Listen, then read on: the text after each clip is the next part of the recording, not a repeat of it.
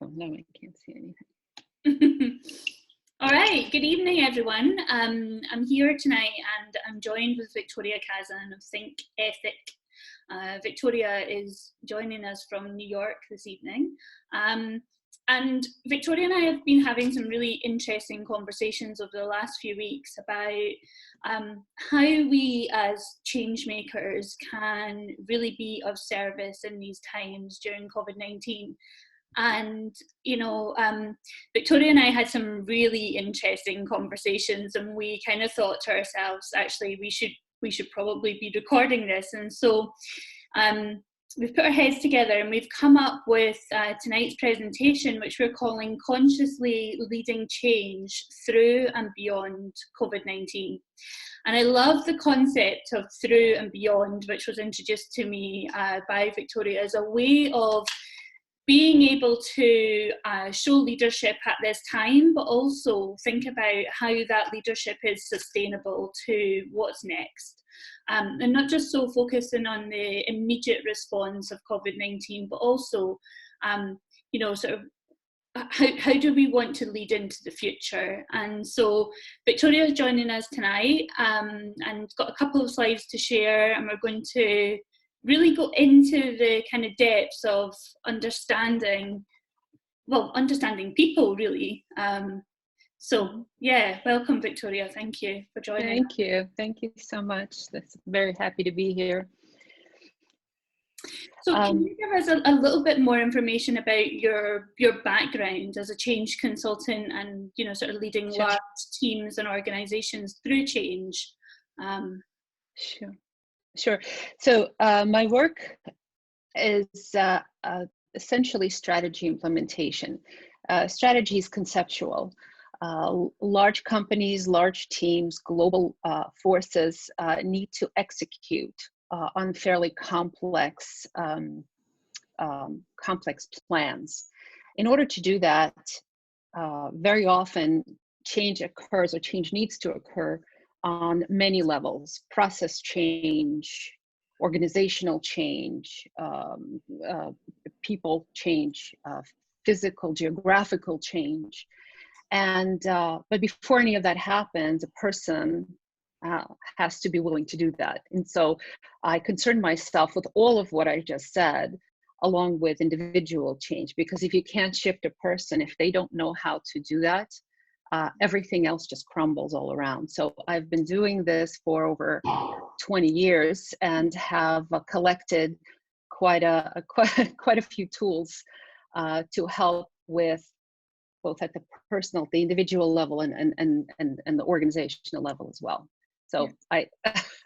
I'm watching what's going on around with a lot of mixed feelings, but also through a certain lens that I've acquired.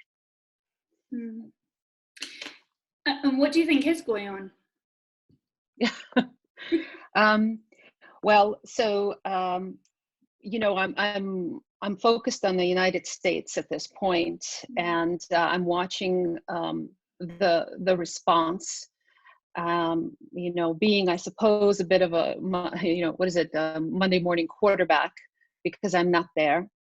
So I have great empathy for the folks who are leading this, because it is extraordinarily hard and it is extraordinarily complex, certainly more complex than even what I've done, for sure. On the other hand, I see all the pitfalls, and possibly I see them earlier. I see where leadership happens and where it doesn't, and I know the downstream implications of that. And when I see them kind of, you know, coming into light, it's very difficult. You know, I yell at the TV a lot. I see, you know, I also, I'm learning, I'm humbled by the reaction. I'm humbled by the people and how they're responding.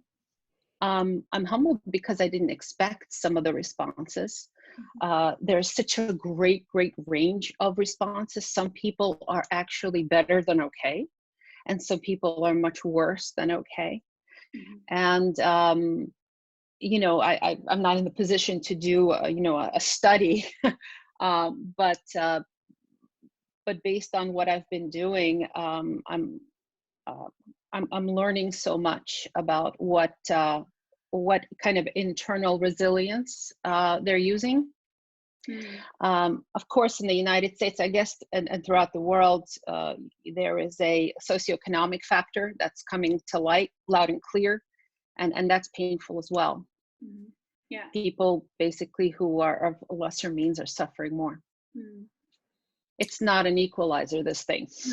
And what I'm particularly interested in is how we as change makers, how my community of change makers, how me, myself, as someone who supports change makers, can actually really serve humanity in the way in which humanity needs to be served right now.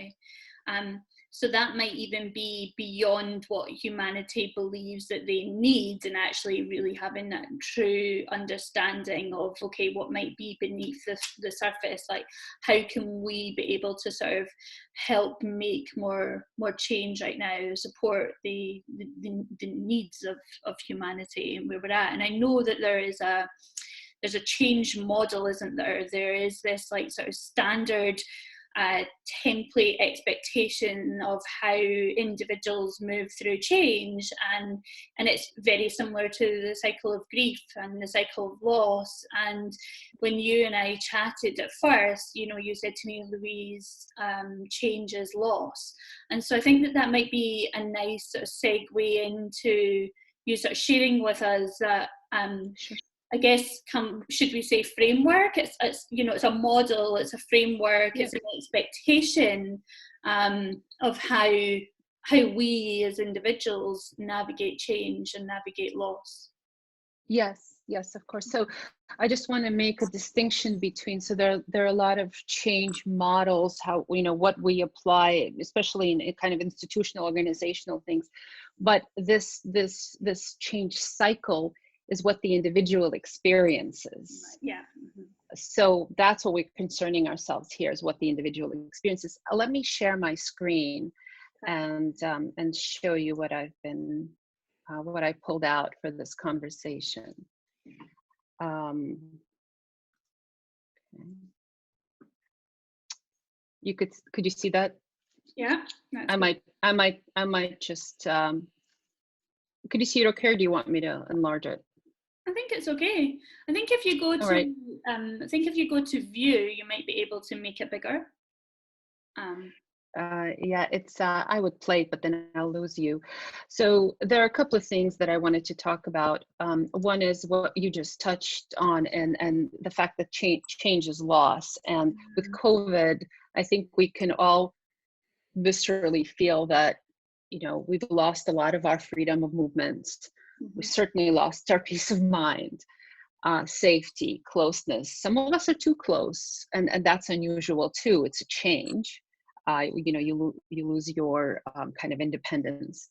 But the most important, I think, change and loss is that loss of certainty, and that's not really going to change anytime soon.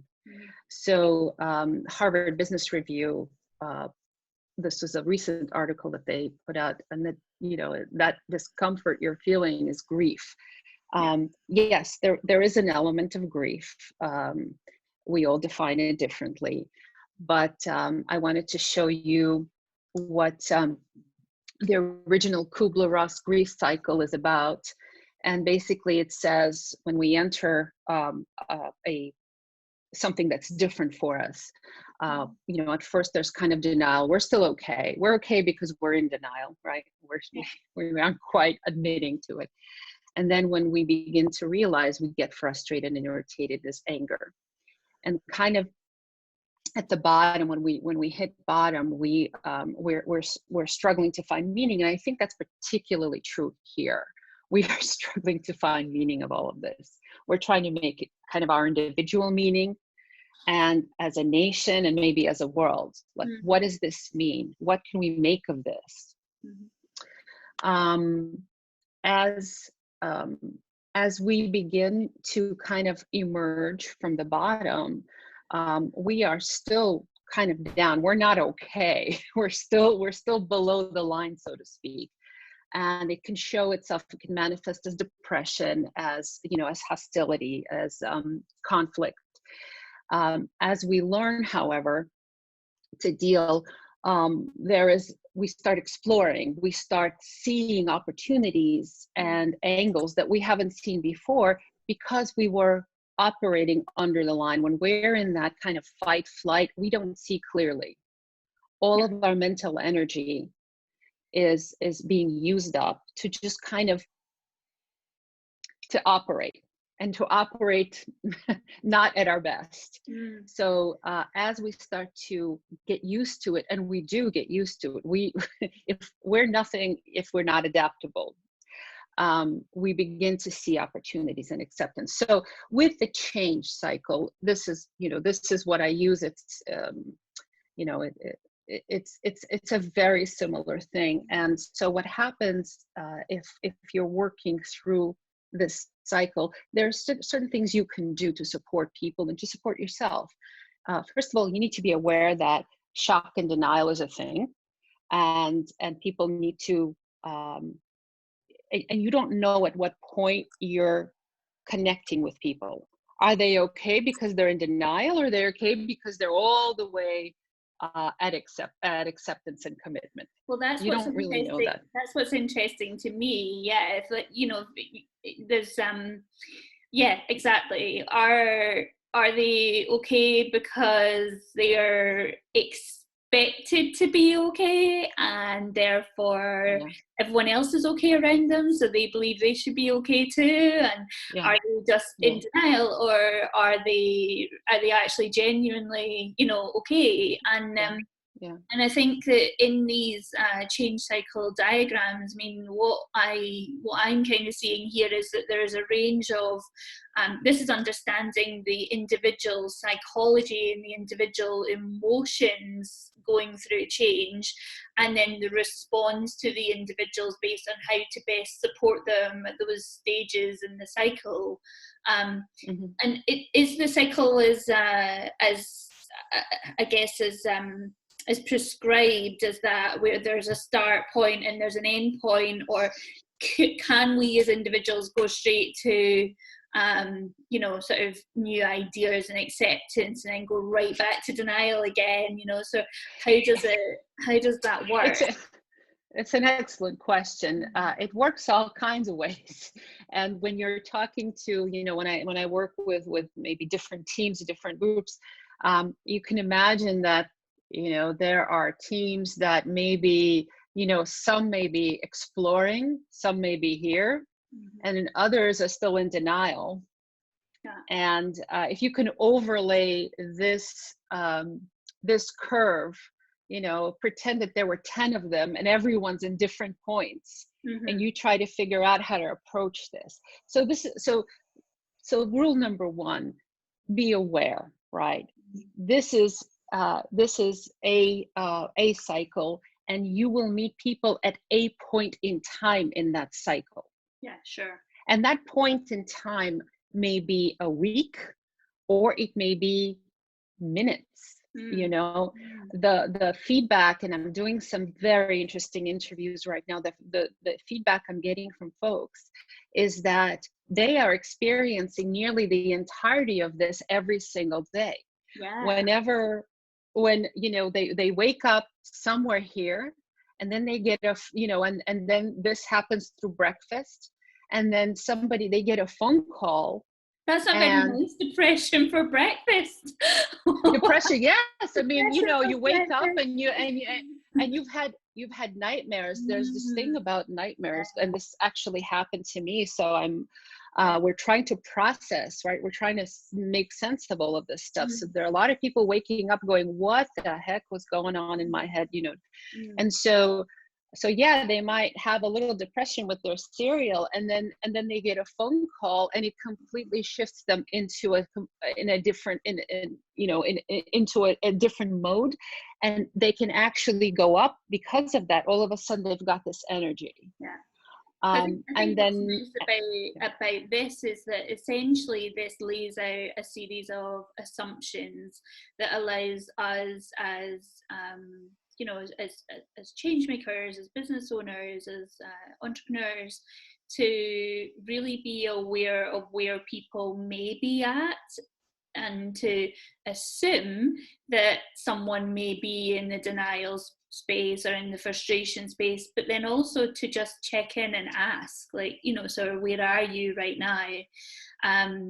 And, you know, I've been following a lot of Thomas Hubel's work, the founder of the Academy of Inner Science. And he's been talking a lot right now. I mean, the majority of his content is what he calls sense-making content. So, you know, let's co-sense this, let's co-sense COVID-19 together. So a lot of his content isn't so much of, okay, let's spring into action. It's presencing and be present and really connect into ourselves, and ask ourselves how we're feeling, and then ask again. And really be aware of, there are certain kind of ways that psychology and neurology works in individuals, and we're going through, you know, that it isn't business as usual. I don't know if you agree with that or not. I'm a big champion for this right now. This is not business as usual, even if it looks like everyone might be okay. And I'm interested in this idea of the kind of the collective energy. I understand that this is an individual change cycle, and that in all individuals are having their own unique sort of first experience of this. But I'm interested in the collective. I watched a webinar with someone in Italy, actually, and going back to your diagram around denial and into the space of, actually, can you click back to your diagram a second, just so we can Sure. So. Yeah, so the denial into frustration, and the women in Italy said, you know, and I kind of laughed at this, but she said that when they first were put into lockdown, everyone was out in their balconies and singing and dancing and, you know, having DJ parties and all sorts. And she said after a week, people were telling each other to shut the hell up, you know, like, and they went inwards. That's what she was experiencing, that people went from this, like, oh, let's go out in the balcony and let's dance and be jolly and cheerful. And in an hour of, sorry, in a week, not an hour, but in a week, they were basically saying, this isn't deep enough. Like, this response isn't deep enough. Laughing and dancing on a balcony right now is not deep enough. In a week later, they were going on a bit more inwards, and they were basically telling people to shut up, stop singing, stop dancing, you know. That's so interesting. It is. I've actually I got a little bit of a wake-up call about how things are not normal, because I, like everyone else, have kids in school, and my kids are older. One's in college, third year, and one's in high school. And yesterday I read an article about the fact that colleges may not be coming back in September, and what that and so that interests me on two levels. I work in higher ed. You know, I've consulted in kind of the in helping higher ed transform. And it is a very disrupted field, industry, and it's going to continue to be. And this will, I think, push it over the edge. So that's the professional me thinking, God, you know, if you think you've seen change until now, just wait. And as a whole, they're not ready for it.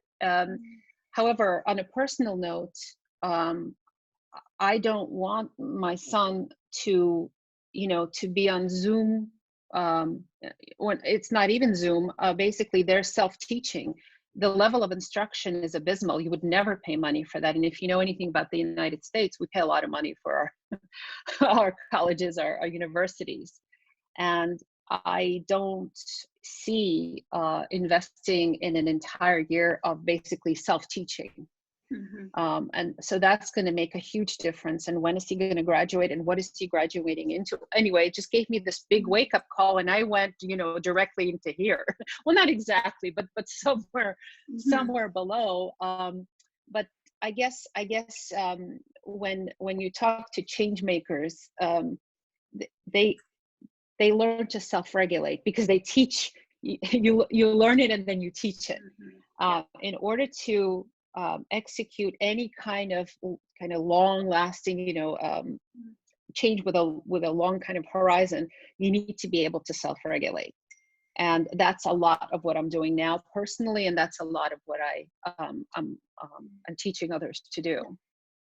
I think, and we're all going to be experts at it. Yeah, right. And I think that from my work with change makers, I think everyone that considers themselves to be a change maker,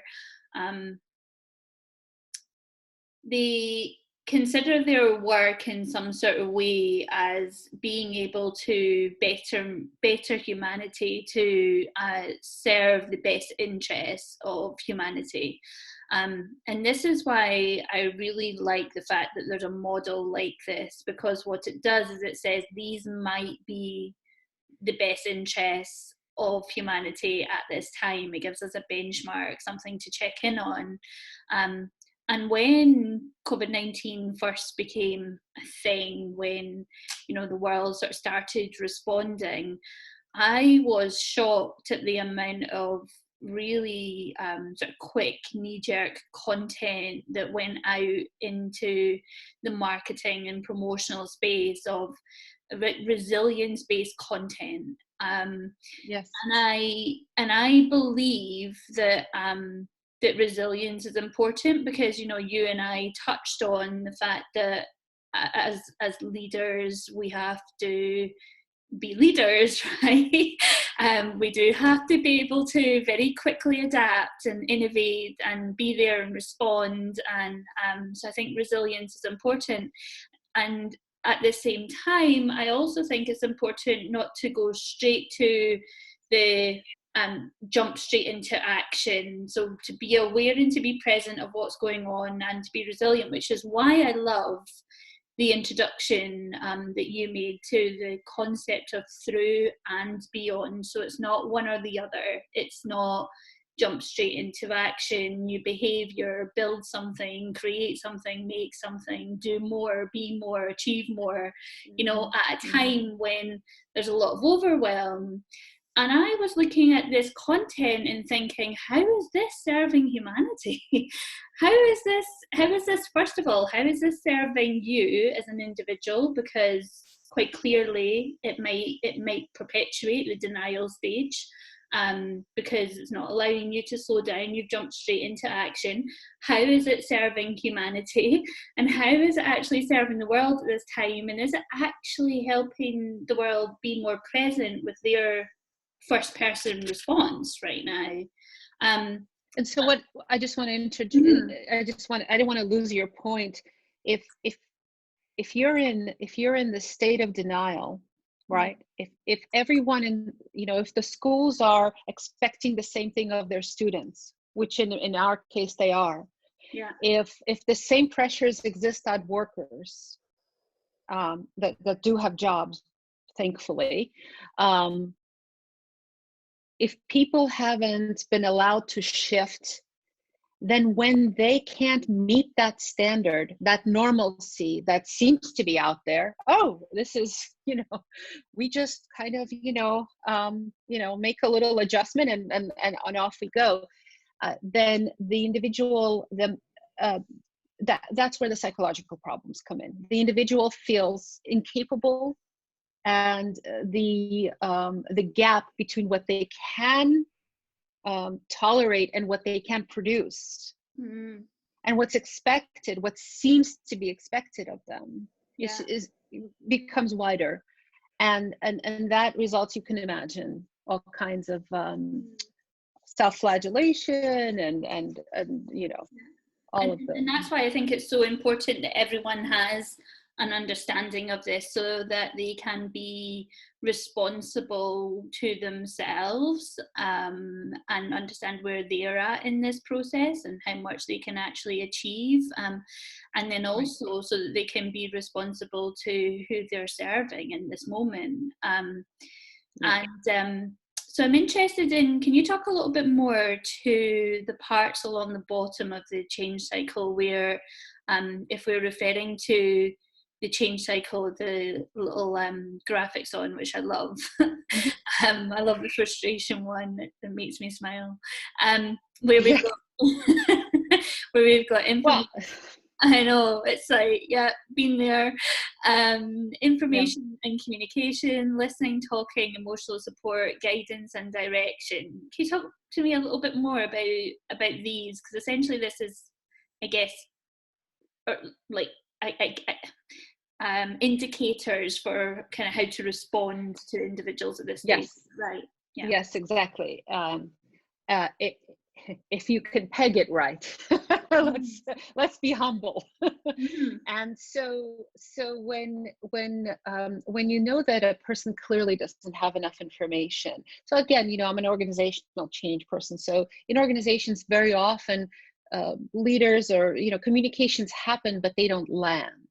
So when you know that an individual or a set of individuals don't have enough information and they're kind of operating on kind of chugging along and they don't see the change coming, you don't want them to be shocked. You really need to raise their awareness, right?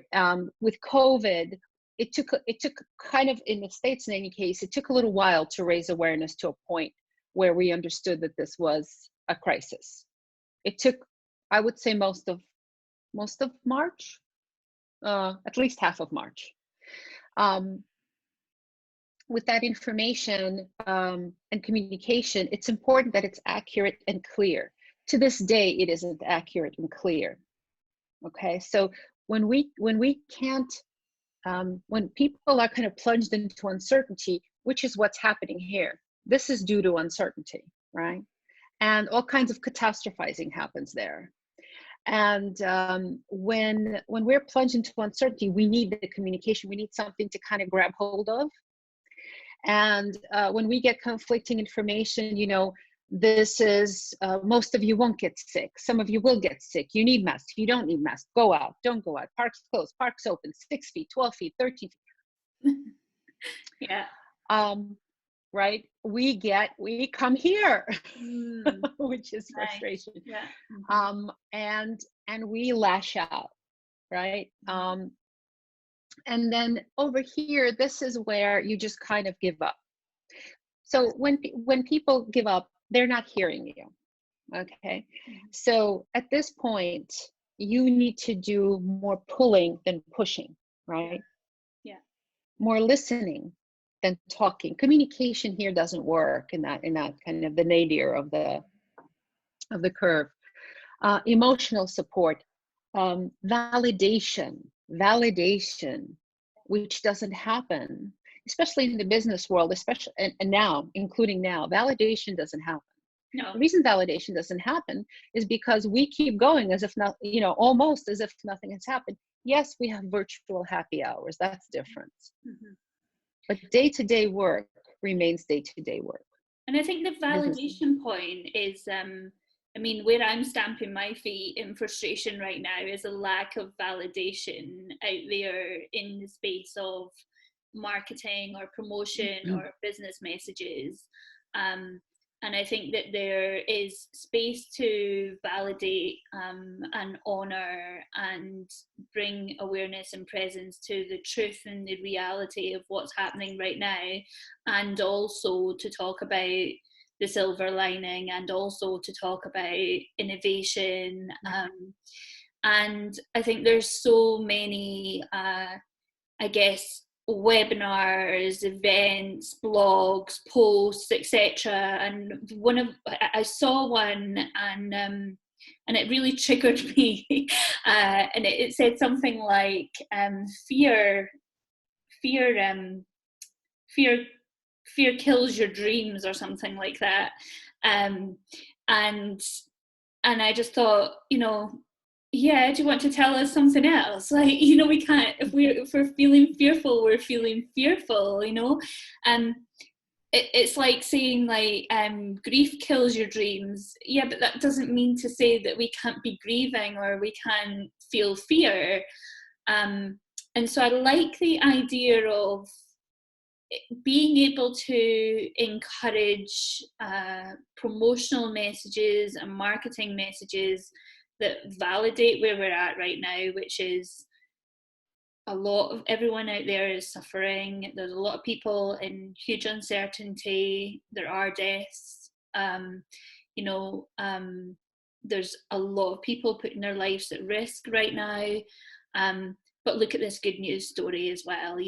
Let's honour both the reality of where we're at, and also I'd like to share this good news story at the same time, rather than, oh, look at this good news, which I think perpetuates. Well, yeah. So I'm all about, and we've talked before, and I like the yin yang. I'm all about the doing. Okay. Now that we know this, what do we do? Right. One way is what you're talking about, but let's imagine, right? Let's imagine that I have to talk to a lot of people, which I do tonight, and I have no idea where they are.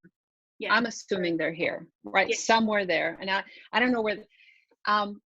So I can be relatively certain that many of them, especially if they're down here, won't hear me. Yeah. And I want them to hear me. What do I do? Right? I mean, yeah. So what I did do, and this is the best that, I can think of, I'm sure they're creative. What I did do is I sent out a very, very simple survey with 4 questions. And I asked them, where are you today?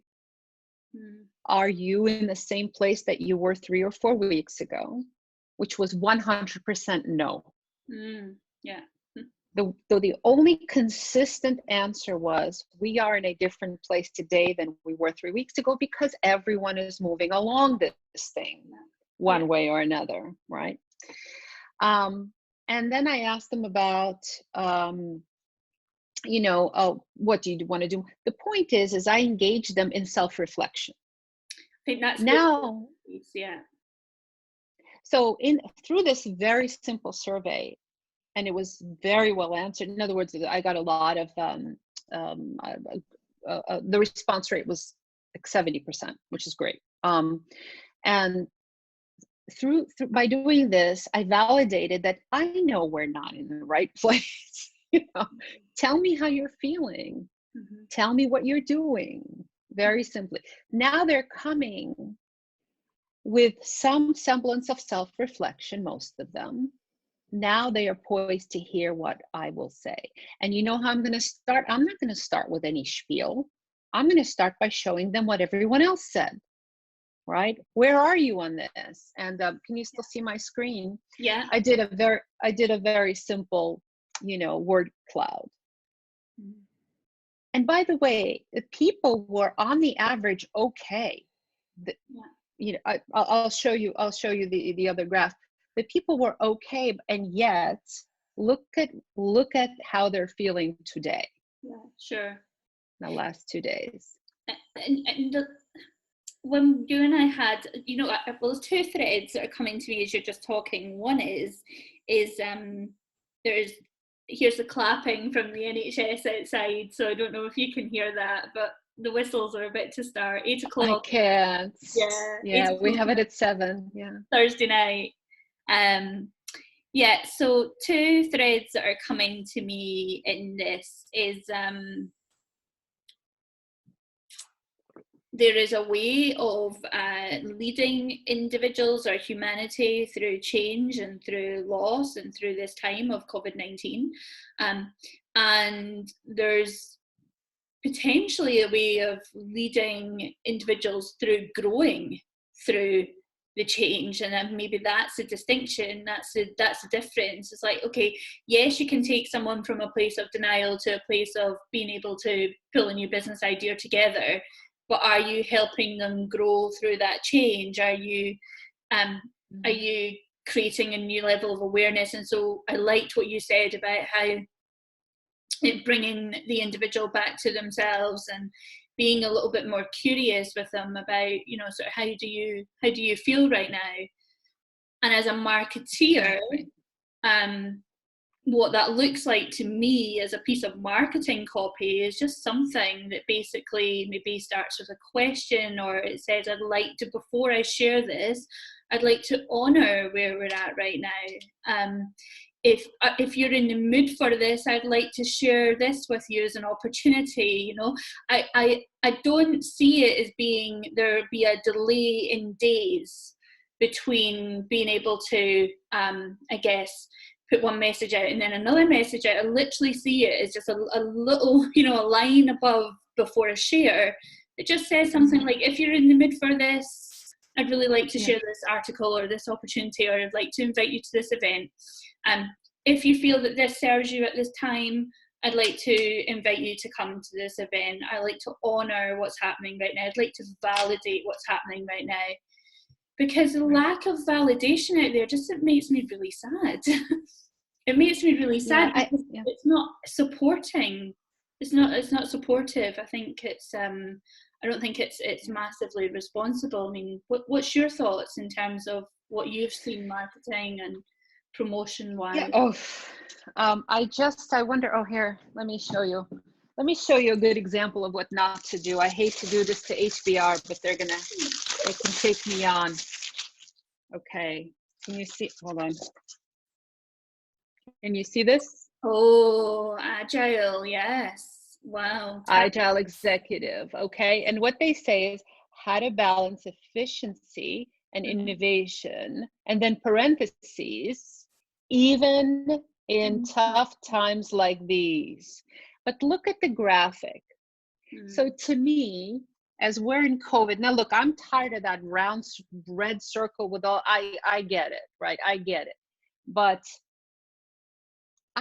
to me, a woman in, you know, business slacks, which none of us is wearing, I assure you, right? Business slacks, you know, with, I get the ballet shoes. I get it all. I get the agile, and it's, the message is a good one, the agility and all that stuff. But before we get to agility, we need to pass through a couple of things, right?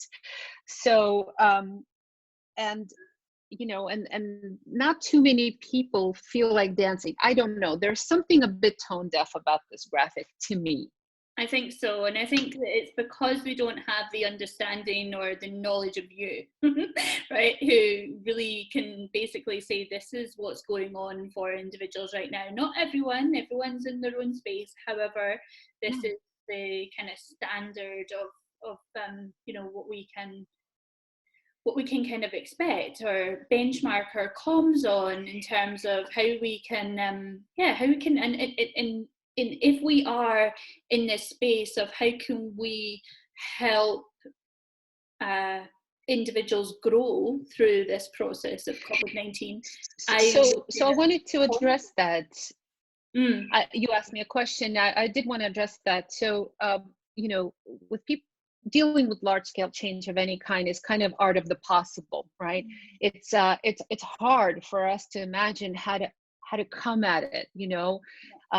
I had to think about, you have to put yourself in somebody else's mind. Are they ready to receive me? Right? Like my presentation tonight, I'm sure they're not ready to receive me. I need to do something to kind of get them there. And self-reflection is the best way to get them to where I need them to be. Right? Because once they have articulated it, whether they wrote it down in a journal or answered my survey, it's out there. Okay. Now that goes into some of the coping mechanisms that, you know, that we all do and that have been talked about.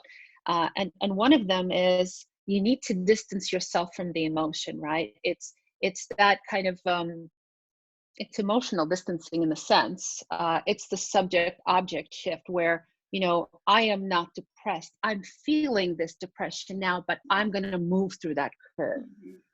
That's basically standing outside yourself, watching yourself and saying, I'm feeling it. I am not it. Which is more mindfulness, of being, you know, sort of mindful of what's going on, and but not dwelling in it and not being in it, but also not completely bypassing it either. And No, not at all. and I think that when businesses that are putting out sort of marketing comms like you've just shown, or you know, sort of anyone that's sharing any kind of promotional message, that when they are not validating, they're bypassing. And then that doesn't make an individual feel very good, does it? It's like, that's gaslighting. that's gaslight. Yeah, exactly. And then it just creates even more frustration at a time when people are already so frustrated. And I just don't think it's very, you know, my sense is that we could be, and, you know, myself included, I realised, I actually wrote a post about it because I realised that I was feeling a lot of empathy, and yet I wasn't talking about the empathy that I felt. And I think it's that. I think it's, you know, where can we be more empathetic first, you know, before helping someone be resilient or helping them be someone different. Where can we be more empathetic? I wanted to suggest something. So at this point, you know, a lot of people want to be of service. And sometimes we're frustrated that we can't. You know, as human beings, we're communal animals. I mean, we're social animals. We want to help. And there's a lot of help going on for sure. But in general, we want to be of service. And that instinct is actually a really good one. And sometimes we can help people overcome by putting them in the position, or by asking them to do something, by asking them for things, you know, because when a person shifts from kind of victim mentality into a service mentality, that's a strength. They are showing strength. And if they can do something for someone else, they themselves are already out of that victim mindset. They are moving up the curve for that particular day, or for that particular afternoon, or for a week. You don't know. So it actually helps us to be useful. It helps us to stretch. It helps us to help others. Whatever we can do as managers, as leaders, to not only validate, which is hugely important. You don't want gaslighting now, right? Not only to validate and recognize, but to recognize people's strengths. It's the strength that is going to get us through this. We just sometimes are too tired or too distracted to forget we have it. You know, and you know, quite a bit of, you know, we talked about, let me just get this, the phrase and the terminology of this right, but you and I talked about the overlay of energy on top of that curve. So where we are individually in terms of our energy and our ability to receive and our capacity, and it made me really kind of think about, you know, I read an article, you know, something that wasn't really particularly in the mainstream, but it talked about the fact that we've moved from a pandemic to an infodemic, that we are, you know, and it brings me back to this information piece on the bottom of your chart, and now we're in this infodemic.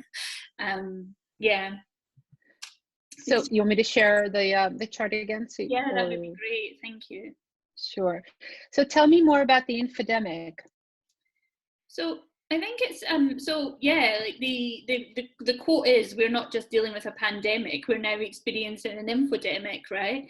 So this information and communication at this level, this sense making level, everyone's coming up with their own theories, their own ideas, they're like, you know, and there's this infodemic now, there's this overwhelm of kind of coming at us.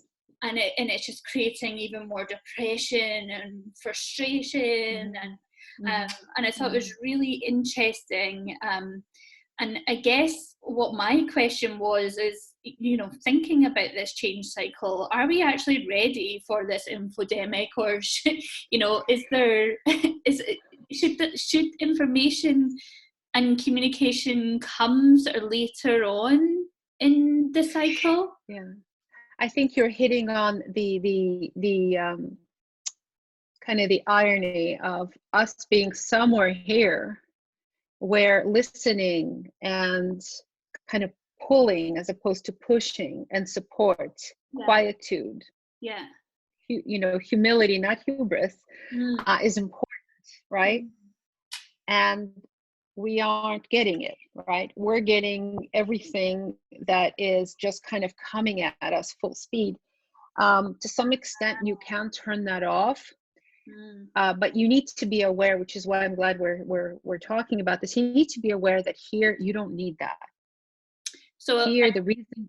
So I'm hearing from you that what you think is happening is that the information in communication has basically extended to like basically covering the whole length, and talking, listening, and emotional support's been missed out, and they've kind of skipped a step. Like the information's gone on for too long and just got so much information now. There's not enough listening. If change makers need to understand that they need to create a pull, right? They need to create. It doesn't have to be an emotion, an emotionally draining experience. It just has to be validating. It just has to be validating of people wherever they are, right? And if you looked at the last kind of arrow here, as people come up the curve, they don't need to be inundated either. This is where I talk about the strength, right? They need guidance and direction. They don't need to be told what to do. They need to be given the respect, and some guardrails about how to get there. Yeah. We can figure out what to do, and if we do it, if we are allowed to contribute, it'll be ours instead of someone kind of giving it to us.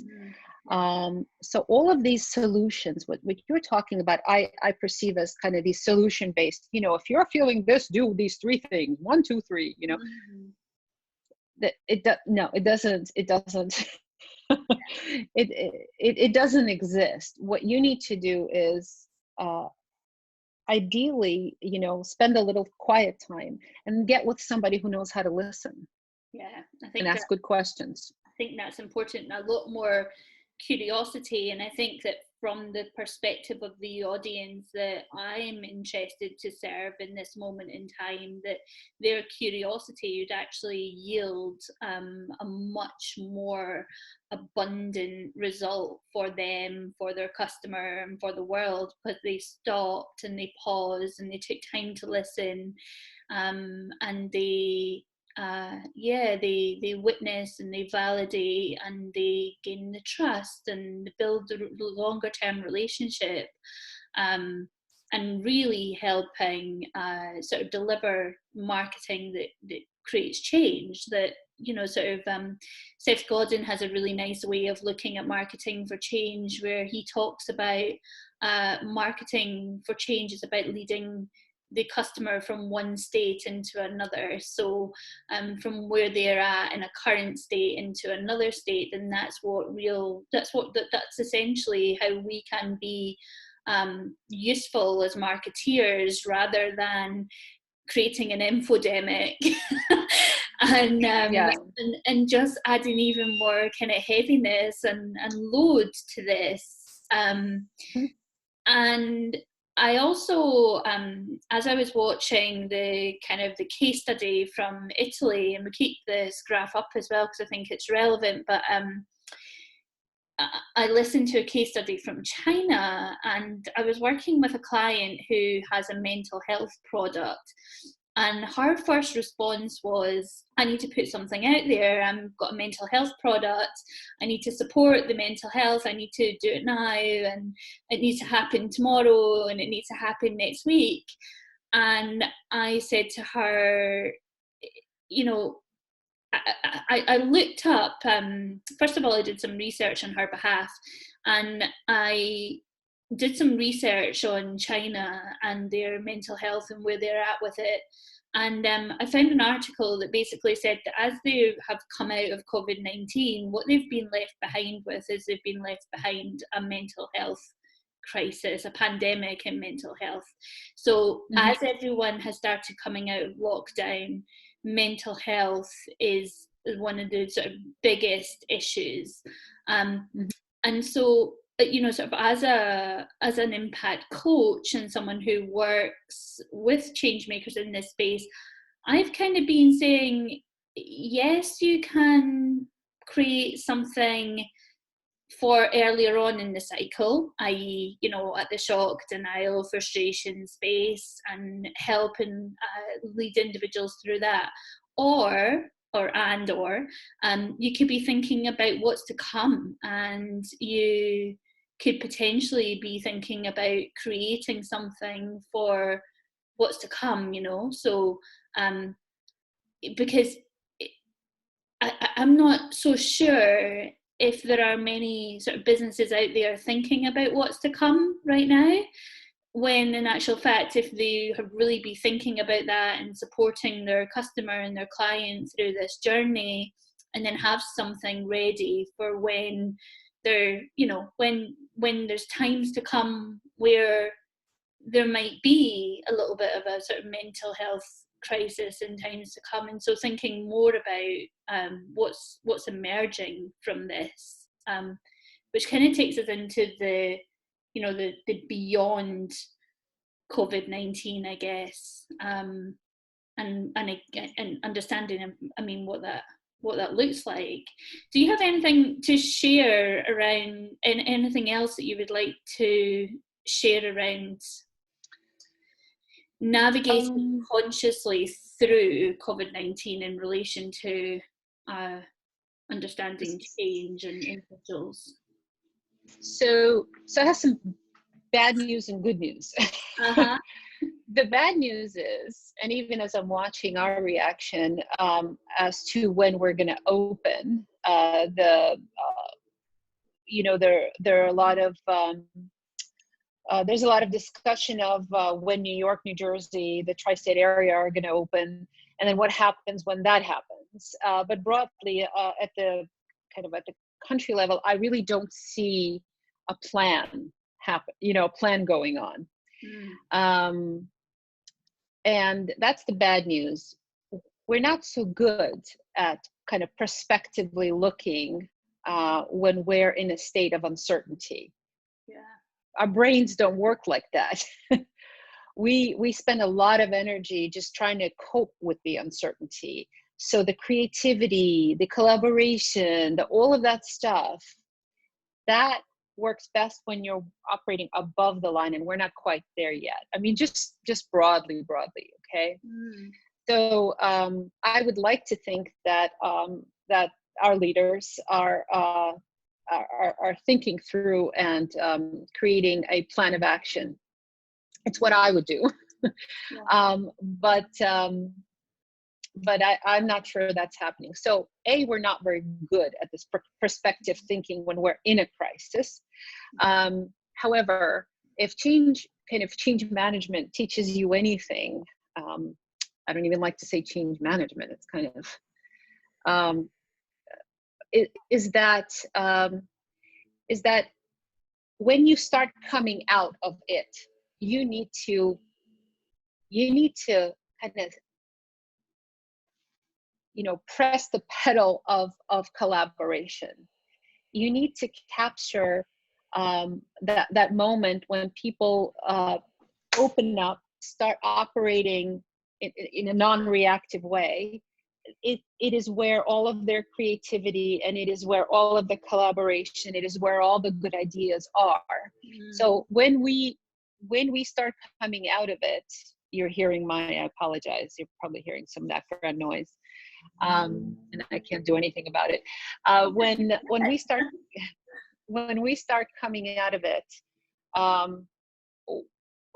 companies are going to start looking for ways to operate, to function while keeping people safe, right?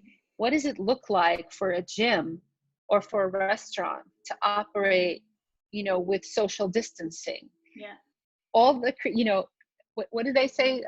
Creativity is the mother, no, necessity is the mother of creativity. So I think what's going to happen on the upside is we're gonna be creative. We're gonna be resilient. Our children, the younger generations, are gonna come out of this with a certain resilience, and they're gonna watch us, going from, what is the U.S. now? They're projecting 20% unemployment to ideally full employment. That curve is going to be fascinating, and we're all going to be contributing to it. So there are unprecedented times ahead. We think we're in unprecedented times now. Well, there are unprecedented times ahead, and a lot of it's going to be good. A lot of it's going to be creative. I think what you just shared there actually is super interesting. I think it's important that we don't forget that we have a responsibility to respond to the world and respond to our customers and step forward as a business, but we also have responsibility to ourselves. And so yes, it feels like a business would be thinking about the emerge and what is happening in the emerge. But if we as individuals are in this space of denial and frustration, like you say, coming back to this energy overlap, we are not in a position to think creatively or innovatively. And so when there is this polarity, I guess, I would always suggest to my clients, you come first, right? Because whatever you do from a space when you're not at your best is not the best for your business, is not the best for your customer, not the best for the world, because you're not fully present. So, and you could do so much. You in another space, in another state, you could make so much more impact. And so it's so important to kind of come back to ourselves first. And there was a quote that I read through Scott Stabile, and what he basically said is that when we self-care, we serve ourselves, but also everyone that comes into contact with us. And that, so when we're looking after ourselves, we're actually looking after our customer. And that comes part and parcel. So I really hear that. And then also in terms of the emerge, I just want to read out a quote, and I think if we keep this graph up, because I think it's useful to put into context where we're at. There's two quotes. One is, everything that we do is planting a seed for the future and a vote for the planet that we want. So everything that we do as individuals is planting a seed for the future. So it's not just responding to now, it's actually planting a seed for the future, and it's a vote for how we want our future planet to look. And Thomas Tuchel had a really nice view of this, and I'll just kind of read his quote. And he said, "We are now attuned to the fragility of our world. Our deep interconnectedness and interdependence has become abundantly clear. Our defense patterns tell us we can take on anything alone, but we must realize the web of life connects us all. All that we do in life affects and impacts one another. A collective crisis needs a collective response." And I love that, because I thought, yes, we are in this collective crisis, and yet we're responding as individuals. And where could we come together more as a collective and form alliances? Because if there's a group of 5 people putting out a program or support, it's less info for the infodemic, right? Yes, exactly. Collaborations. It's more valuable. It's higher quality because there's more people involved, and it's more curated. And I just thought, I think that is so interesting, this idea of a collective response. And, you know, I think that my kind of final question is, well, what does it look like to lead beyond? And I guess when should we really kind of expect it? And in this idea of building intelligent community networks, you know, and I like the word intelligent because intelligence comes from a place of being informed. You know, with your course, you're informed before you're in front of your audience. You know, how, like, what their sort of first person experience has been over the last few weeks, and that's incredible. So therefore, what you're creating is really, it's far more intelligent because it's informed, and I think that's a great example. So I think that can you I think that readiness, right, is an important word to all us change people. When we come to, you know, an individual or tens of thousands, hundreds of thousands, we want to know whether they're ready, for change. And what does it mean to be ready for change? Well, it means that you've passed the denial, right? That you have awareness, but it also means that you need to have some knowledge, right? And there's the infodemic actually undermines knowledge, I think. You know, when we can't pick through what's important to us, we kind of go into this overwhelm. So if we can learn to listen, really try to create knowledge, and to your earlier point, pull in ideas, because we're going to need them. We're going to need as much creativity, as many perspectives as possible, and create something. And essentially, what we're creating are solutions, right? When you're trying to execute a change program, if an organization is ready, they are there creating those solutions with you. If they are not ready, it feels like dragging a huge boat. Yeah, you know, just and so you need to be in the place.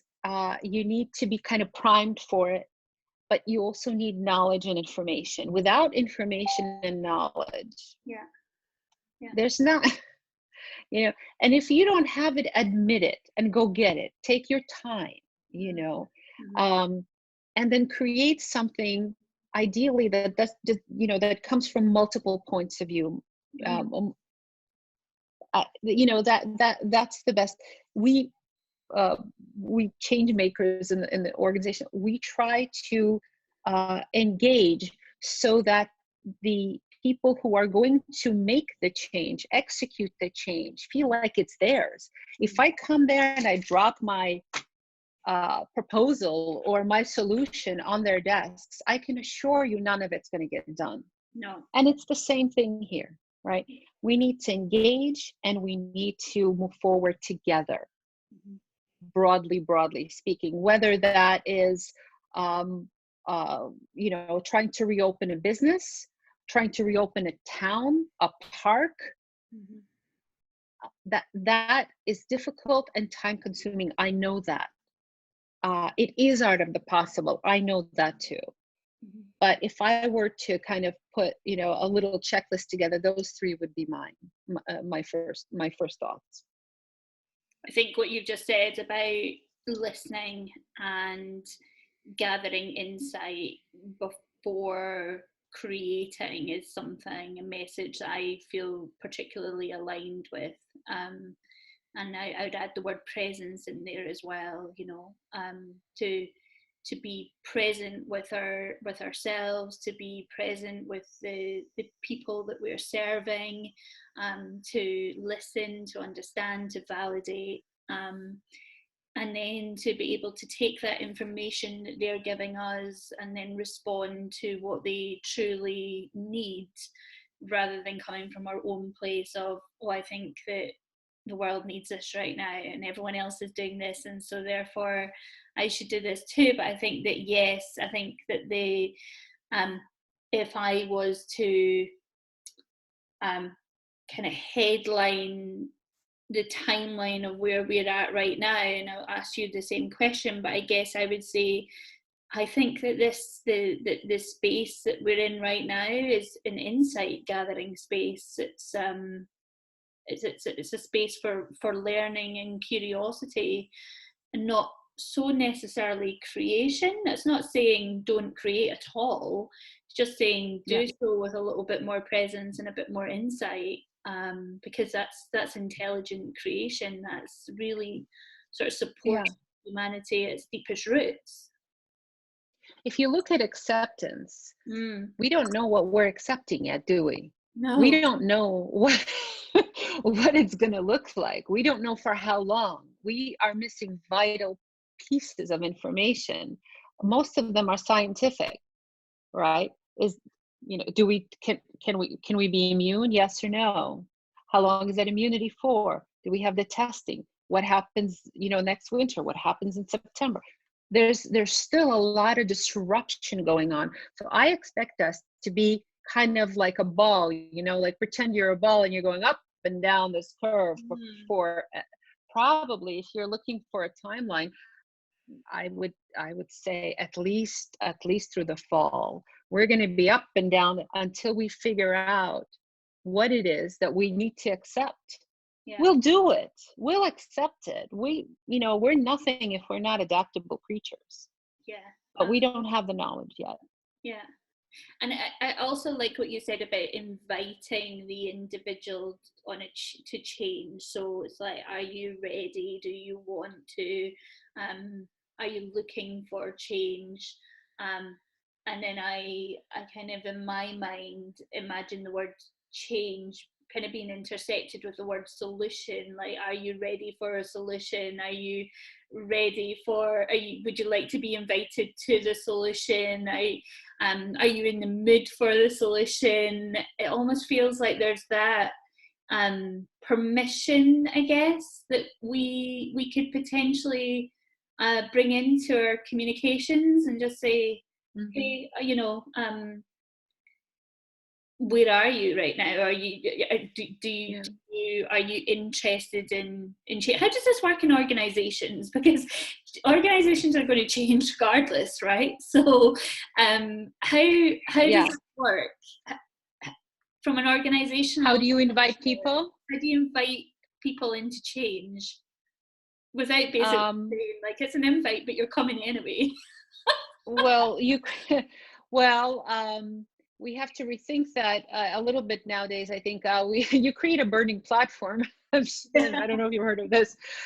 Basically, you say, look, if we don't, here is, we're in for a crisis.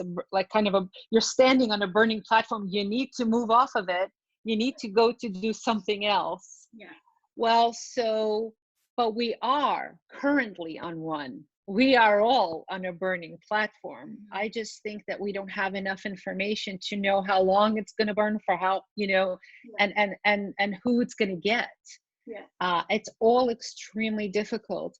But, I'm almost half kidding with this burning platform.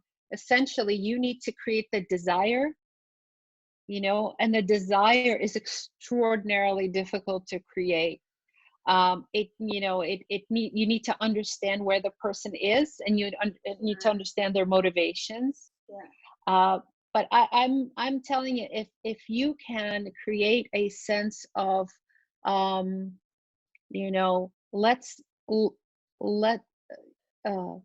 kind of this shifting people into the strength, this will tell me what you know.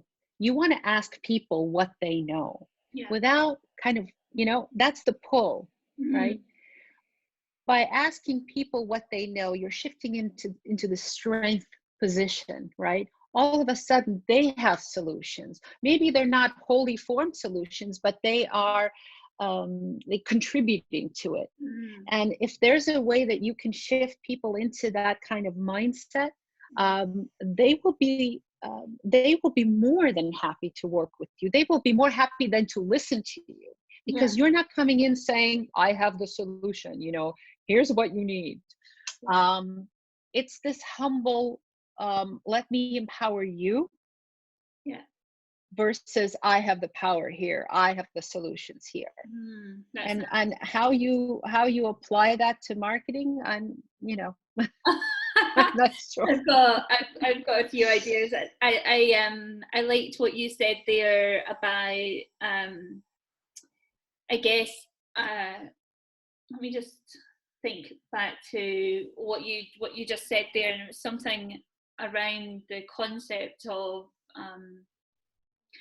understanding the individual and their relationship to the change or the loss in order to create an attractive way forward to then bring them into that vision and create that desire inside them. But that desire won't be created without first understanding where that person is at that moment in time. And I think, this all just really kind of circles back to, what you said to me, is that like understanding people is the biggest power that, tell me again, is it understanding people? Look, people talk to me about, my work has a lot to do with organizational, technical change and the process change and all that stuff. But through it, over 20 years, I've developed these tools to kind of, to really see inside people, to understand what makes people tick, to be able to anticipate almost a response. Now, when you can do that, when you have enough, when you have a toolkit, when you know what to do with your own self in order to let somebody else emerge, it's an incredible power. These aren't soft skills. People talk to me about, oh, well, you're teaching soft skills. No. First of all, they can only barely be taught. You can kind of raise awareness about them, but you can't actually teach this stuff. You have to practice this stuff. And when you can discharge a situation, you know what I mean? When somebody comes at you and they're fire, kind of fire blazing, and you can kind of calm and make that person and open that person up. I don't really know what's more, what's stronger than that. It's an incredible strength and it's incredible power. So yeah, understanding people is, but I'm always working on it. So I want to show you something else. I'm always working on it. I never think I'm there, because that would be hubris. So the same part of the same 4 questions. One of the questions was a very simple one. How do you feel? And basically they went from 0 to 100, barely hanging on is 0, and then coping is 50. And then survey that you sent out to your audience that you're running the workshop for, that we've just been talking about, where you sort of tested the water and where they were feeling emotionally. So this is the result from that. Okay, great. This is the result. And I just wanted to just get a sense of them. I didn't have any, this doesn't take a lot of design thinking. This was me just trying to get a sense of who's in the room and where are they. And what was fascinating to me was that, like I said, I got a good response rate too. That we talk about working below the line, right? These are people kind of in defense mode. These are not people, using their creative capabilities. They're just not there. So 40s and below, we had about 37%, so more than a third. And people on the opposite end kind of going, yeah, I have a lot more time. I'm loving the time with my family. I'm focusing on myself, whatever their reasons were for operating considerably above the line. Also about the same, right? They're 37%. It's more or less the same. And then the folks in the middle just kind of, hanging on, are at 50%, at 21%. So you had, if you think about a normal curve, it's kind of like this. Most of us sit up here. Most of us are okay. We're kind of, yeah, we're hanging on. There's some low, low times, high times. What this is an inverse normal curve. You've got less people kind of in the middle, and you've got more people at the polarities. Yeah. So I'm thinking, well, what does this mean? And I don't really have an answer to that. What I do know is that I cannot make assumptions about who I'm talking to, where they are, and what, and what their coping mechanisms are. Clearly, you can't assume that 42% of the people are all in denial. They're not. They've been through this, for the last month or more. I wonder if the polarities are this polarity image that I'm looking at in front of me kind of depicts a lot of how I've navigated through my life. I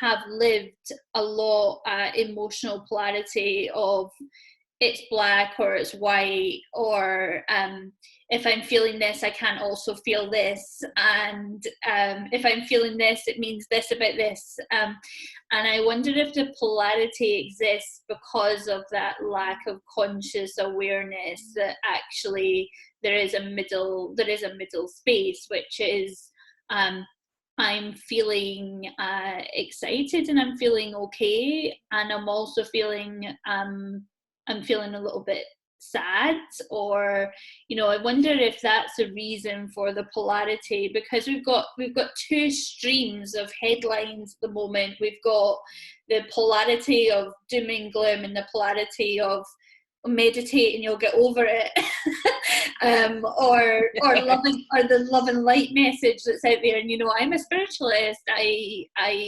believe in what's beyond me. I don't resonate with the love and light message, and I'm more grounded spirituality. However, I wonder if this is the reason for the polarity, is just this lack of awareness that we can be either or, and we can be sad and we can also be excited at the same time.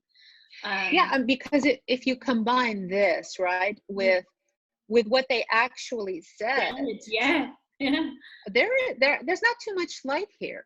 No. And but what this suggests to me, and I used every word, what this suggests to me is that one person said better. That's good. Somebody said chill. That's good. But what this suggests to me is that you can be down here. You can be up here and still experience this, and still be aware that you're in this, that you're experiencing this anxiety. Yeah. But you're okay still. You're operating above the line. Yeah. The short answer is I don't know. What I do know is that people are complicated. We are able to hold more than two emotions and two thoughts at the same time. The one we choose to share, the one we choose to identify with, is extremely important, because that's what this is about. This is about what do I choose to identify with? Yeah. How do I describe myself? Does that mean I'm not feeling anxiety? No, it doesn't mean that at all. No, it's just the word that comes to you in that moment. And I think that this is this here in not making assumptions on how people might be feeling, and actually just asking them, not making assumptions on what people believe or what they need or what they want, and actually asking them. I mean, that's true service as a business owner, as a change maker to an audience, is to ask the question first. Absolutely. And to the kids especially to the younger ones, to the kids, because first of all, that shifts too, just like us, but especially with kids, don't make assumptions at all. And it's interesting for me, and I've got a curiosity, and we should have started this interview with this question, but it looks like we're ending it on this question. But as I'm looking at this graph, I'm thinking, okay, where am I on this scale of 0 to 100? And if I look at it as sort of a range of over and why? Yeah, And why? right? And if I look at it as a range over the last few weeks, I'm right up at 100, probably about 90, 80, something like that. And I'm aware that I'm actually thriving in this space, and I know why, and it's because I lived quite a traumatic childhood with a lot of crisis. And so I'm used to crisis. Like, crisis doesn't faze me. I strip straight into, I can adapt, I'm okay, I can make safety for myself really quickly. I step up, I'm a leader, I rationalize, all of those kind of things. Does that necessarily mean to say that that's a healthy response? Right now, probably not, because I'm in a pattern rather than actually allowing myself to, sort of come down and feel a little bit more into, okay, what's really here.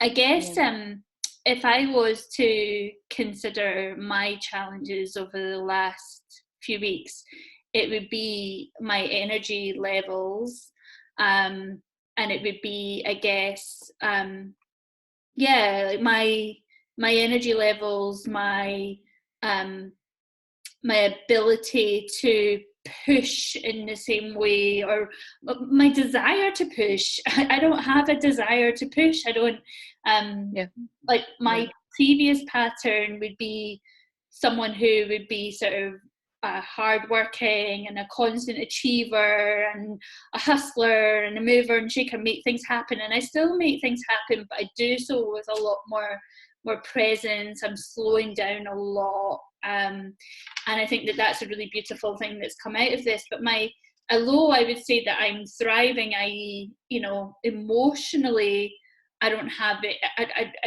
I'm not below the line. I'm not maintaining. I'm definitely above the line emotionally. But my energy is actually probably around about the maintaining line. So there's two kind of different pieces. There's your emotions, and then there's your energy, which is interesting. I think, mind, body, that whole thing, we are limited, honestly. Energy derives from interactions, when I do, so I started doing interviews with people for a different project. Only one of the questions is COVID related, that they are interviews about the people themselves, about their background. I ask fairly complicated questions and drive people crazy, but at the end, and it's only 1 hour, and never over an hour, and basically at the end of the hour, I started asking people. I said, well, so this came at the end of the day for you. You were a little worried about this. How are you feeling? And they said, energized. And so what makes people energized? One, I'm asking them about them. Yeah. Two, I'm making them think. I don't ask, tell me about your childhood, tell me about your favorite color, although I might, stick one in there, but I'm making them think. They are themselves making connections. I don't make them for them, and at the end of it, they feel energized because I'm giving them the space, to talk about themselves, to make sense of themselves. And at this point in time, who does that? That's important. You need to find people who do that for you. Yeah, that's beautiful. I think that's true kindness, basically. They're doing it.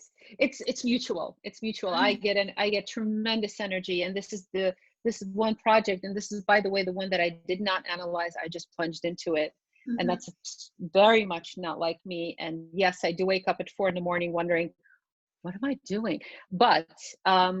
But it feels really good, and that is what's keeping me above that line. And so in relation to where you're at, you're above the line as well, did you say? I'm above the line because I'm operating in a way that's completely different to me.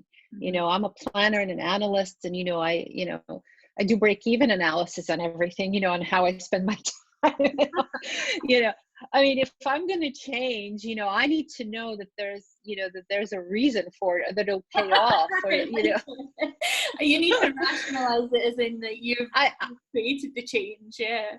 Exactly. If I'm going to invest my time into something, you know, I don't have that much time left on this earth. I need to do as much as possible. That's just kind of how I operate all the time.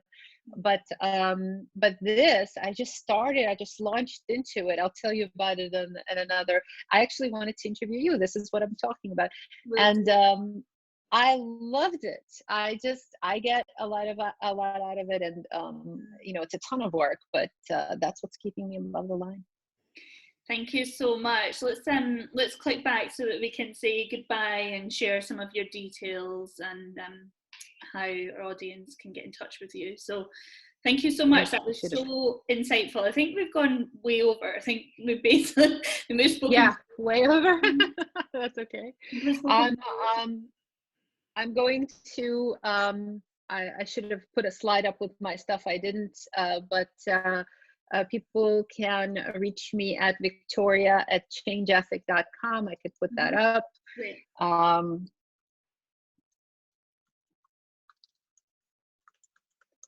And if you go there and you look around my blog, you'll see some of the interviews that I've already done. I'm going to share this right now. Share the screen. There will be other profiles coming. They do you see my screen now? Yeah. So this is where folks can reach me. Change Ethic is one E in between. And it was such a pleasure to talk to you as always. Thank you so much. I look forward to our interview. Me too. And also for the community members in our Breakthrough with Louise community, are you happy to be contacted? Because you're in our community group as well on Facebook, aren't you? So if anyone wants to get in touch, are you happy to be contacted through there as well? Sure, absolutely.